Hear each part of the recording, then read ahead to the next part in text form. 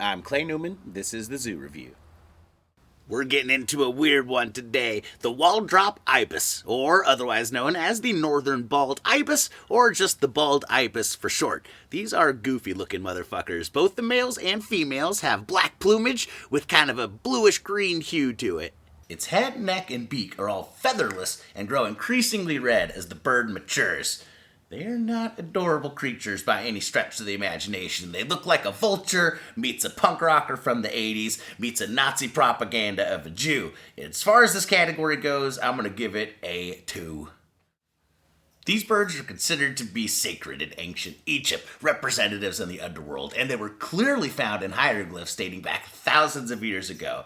They're over 2 feet long, can weigh over 2 pounds, and I'm sure that beak can do some damage. And while I wouldn't necessarily want to run into a group of these dudes in a dark alleyway, I wouldn't call them badass. They just look too much like a crow that had a bomb blow up in its face, Looney Tunes style. In this category, they get a 6. They are both social and migratory, 2 easy ways to get points in the intelligence category if you are a bird. Apparently, some Austrian was inspired by that stupid goose movie Fly Away Home and decided to introduce these ibises to a new path out in nature. This caused a huge stir in the zoological community, and if you ever want to read about an incredibly boring version of Jurassic Park, I suggest you read about that incident right there. Now, I'm going to dock them a couple points here because they nest on cliff sides. I realize it's a good way to stay away from predators, but Jesus Christ, what a horrifying upbringing. Imagine being born in that sky prison Tyrion was stuck in Game of Thrones. That would be traumatic for any animal. In intelligence, I'm going to give this bird a 10.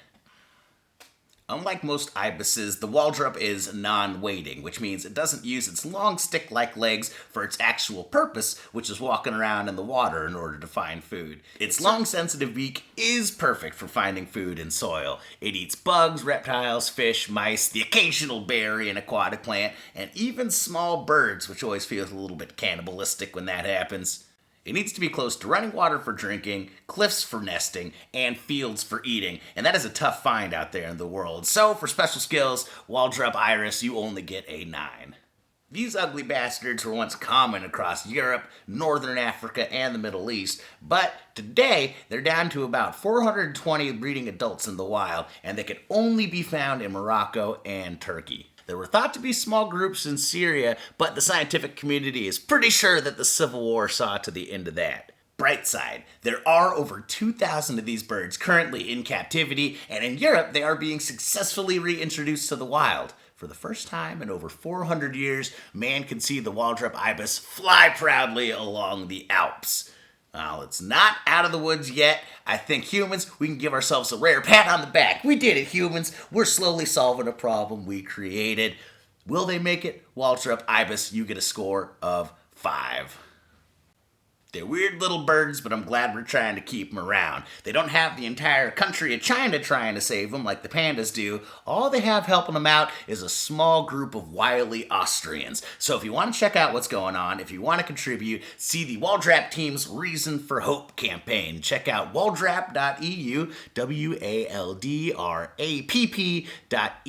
There's a lot of fascinating stuff out there, and they could use your help now more than ever because unfortunately with the COVID-19 situation, these zoologists are not able to show up to work right now. So, more than ever, they could use your help. 1, because of that, and 2, because Waldrapp Ibis, motherfucker, you're in last place in the Zoo Review. You only got a score of 32 points.